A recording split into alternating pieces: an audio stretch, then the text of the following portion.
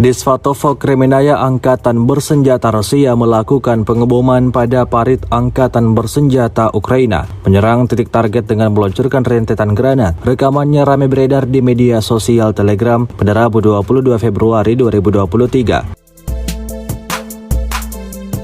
Pada video pertama, terlihat salah seorang tentara Ukraina merekam detik-detik datangnya serangan Rusia ke arah paritnya. Beruntung, serangan tidak tepat mengenai posisi ia berada dan masih selamat.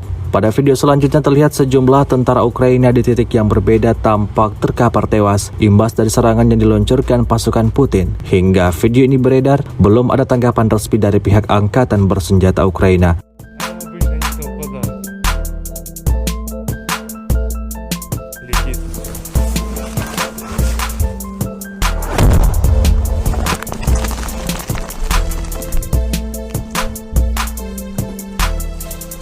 Вот это уебало.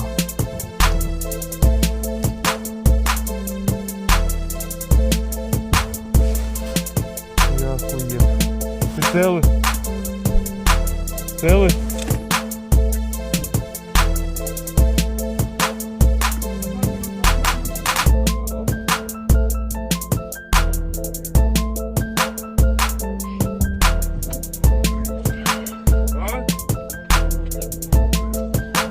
Вообще одна там.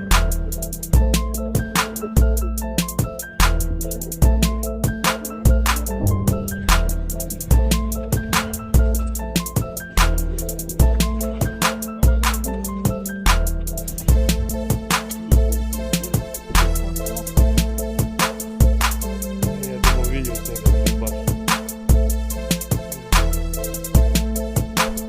Оно обычно не совпадает.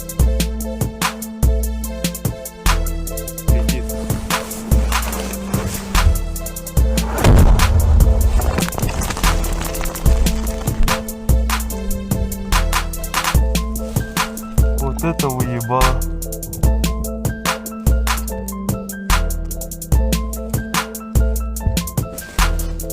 Я охуел. Ты целый? Целый? Terima kasih sudah nonton. Jangan lupa like, subscribe, dan share ya.